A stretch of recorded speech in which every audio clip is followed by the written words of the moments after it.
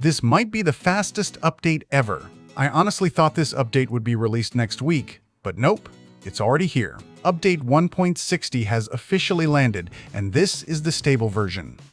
So let's jump in and see what's new, what's been improved, and most importantly, what all of these changes actually mean for us as players.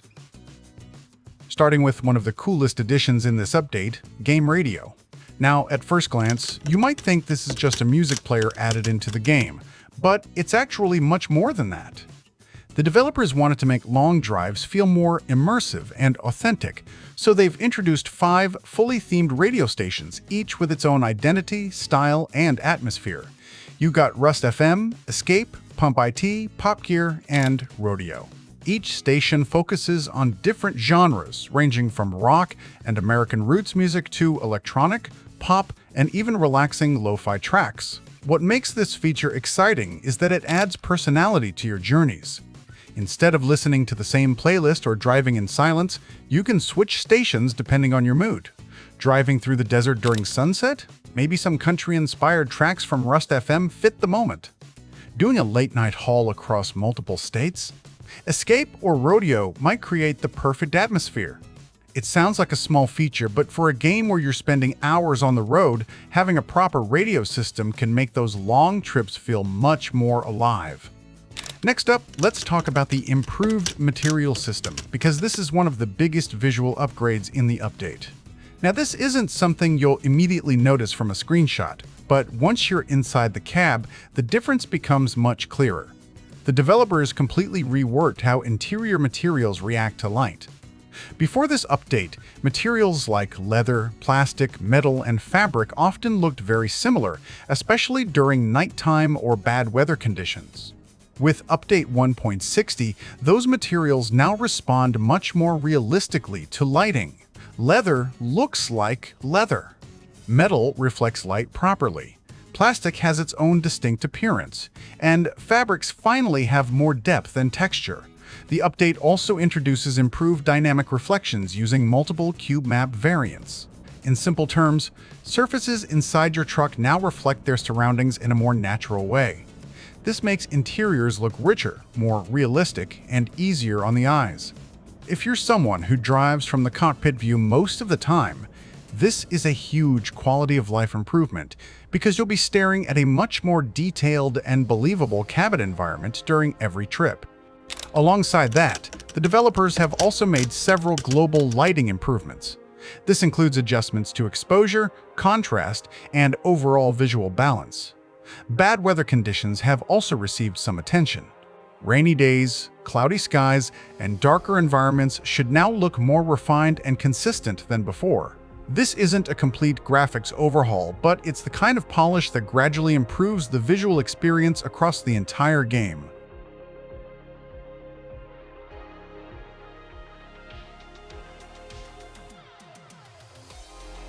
Now, let's move on to something many roleplay and fleet management players are going to love: Players' Company Paint Jobs. With Update 1.60, you can now customize your trucks and trailers using company-themed paint jobs inspired by the company identities you choose when creating your profile. Basically, your fleet can finally feel like an actual professional trucking company. Instead of random paint schemes on every vehicle, you can create a consistent brand across your entire operation. What's especially impressive is that the developers didn't simply stretch one design across every trailer type. Each paint scheme has been individually adapted to fit different trailers. Tankers, dumpers, box trailers, and other trailer types all have unique layouts and details. This makes everything look much more realistic and believable when you're building a large fleet. For players who enjoy immersion and company management, this feature adds a lot of personality to your trucking business.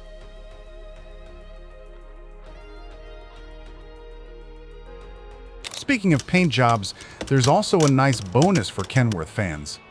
The Kenworth Tour America paint jobs are being added completely free. These are available for the Kenworth W900 and the Kenworth T680-22. The design is inspired by the famous Tour America T600 livery from the 1990s and has been reimagined by Kenworth as part of the Freedom 250 initiative. If you're a fan of classic American trucking history, This is a really cool addition to have in your garage.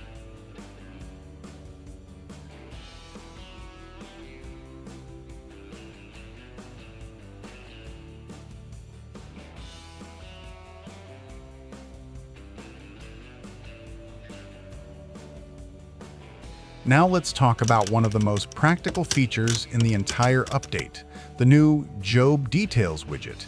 This feature was introduced largely because of community feedback. Previously, if you wanted to check important information about your delivery, you often had to stop and open menus. Now, much of that information is available directly on your screen while driving. The widget displays cargo type, cargo weight, delivery destination, job income, and the remaining time available to complete the delivery. What this means is less menu navigation and more driving. You can quickly glance at the widget and instantly know how your job is progressing. The GPS has also received an upgrade. It now displays your estimated arrival day and time, along with your remaining travel distance and travel time. This might sound minor, but it's incredibly useful when planning fuel stops, rest breaks, and delivery schedules. Overall, it makes route management much more convenient.